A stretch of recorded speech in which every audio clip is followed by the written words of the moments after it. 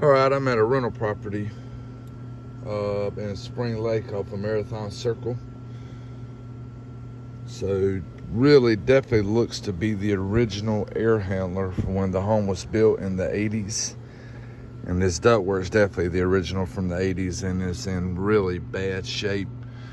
Back in the 80s and early 90s, there was a lot of this gray ductwork done in attics, and that gray stuff's called the vapor barrier, and it really just can't hold up to the heat in the attic, and it dry rots and it splits. So I could actually go and probably touch any of those gray areas and it'll just split.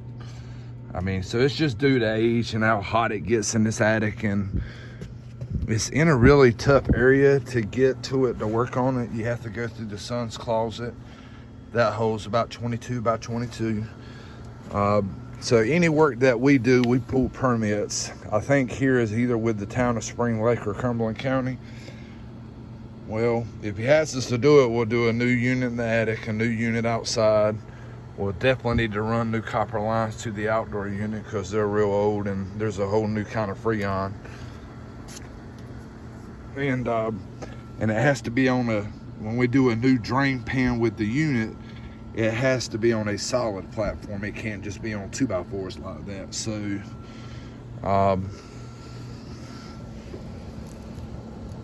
wire's starting to get burnt looking. So really, this whole everything needs an overhaul. It needs new equipment, new ductwork. And another thing I'm going to look at is to see if the homeowner has us to do that. Is it possible to relocate this to maybe over the garage and run new ductwork, and then we can go in and out the access in the garage to work on this and be a whole lot easier than trying to come up through this closet every time it needs to be serviced and cleaned and all that, you know. And with doing that, because these copper lines, they go right out the back of the house, it's probably going to consist of relocating the outdoor unit too, because you don't want to have to run any longer copper lines than you have to. So if we can move this to over the garage, we'll probably put the unit, the outdoor unit, right outside on the side of the garage. And then I think all the electrical's in the garage, so that'll actually be shorten up the electrical lines and everything.